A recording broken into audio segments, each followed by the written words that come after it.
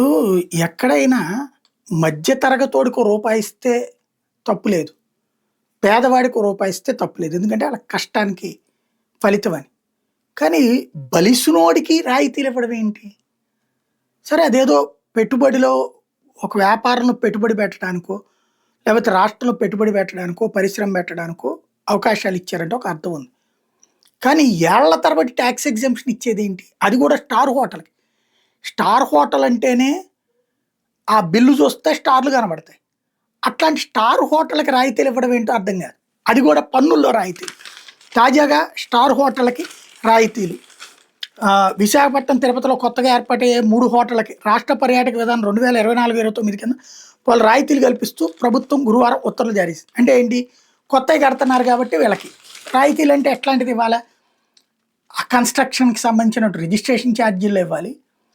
లేకపోతే గనక పన్ను ఏవైతే ఉంటుందో ఆస్తి పన్ను ఇవ్వాలి.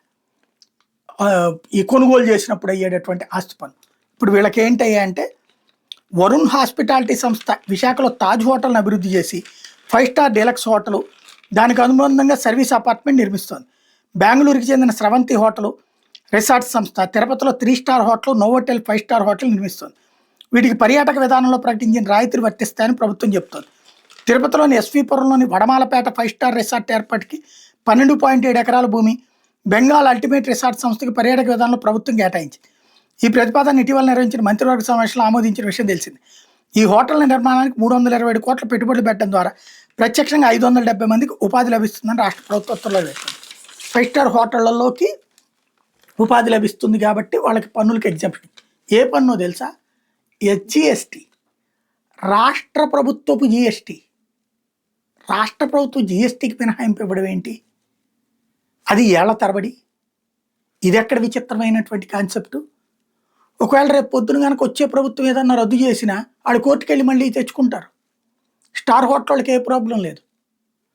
స్టార్ హోటళ్లతో ఉపాధి అవకాశాలు లభిస్తాయి అన్నటువంటి కాన్సెప్ట్ అంటే ఇప్పుడు మనకి మామూలు ఈ స్టార్ హోటల్లో వీళ్ళు ఒక 50 మందికి ఉద్యోగం ఇచ్చారనుకోండి, మన రోడ్డు పక్కన బళ్ళోళ్ళు 500 మందికి ఇస్తారు. అదే విశాఖపట్నంలో అదే బీచ్ రోడ్లో ఒక 10 బళ్ళోళ్ళకి లెక్క వేయండి. ఒక్కో బండి దగ్గర 5గురు ఉంటారుగా పనిచేయడానికి. 15 50 మందికి ఉపాధి వాళ్ళు కల్పిస్తున్నారుగా. వాళ్ళకి ఏమైనా ట్యాక్స్ ఎగ్జంప్షన్ ఇస్తారా? ఇట్లాగా వాళ్ళకి రూపాయి అక్కడ దాంట్లో పడుతోంది క్యూఆర్ కోడ్ ద్వారా. ఖచ్చితంగా వాళ్ళు జిఎస్టీ కట్టుకోవాల్సి వస్తుంది. వాళ్ళకి ఇవ్వండి. చిరు వ్యాపారులకి జిఎస్టీకి పర్మిషన్ ఇవ్వండి, ఎగ్జంప్షన్ ఇవ్వండి. ₹1 ఉన్నా సరే, 5 కోట్లు ఉన్నా సరే వాళ్ళు చేయకూడదు అనేసి, వాళ్ళ దగ్గర పన్ను కట్టించుకోవద్దు అనేసి.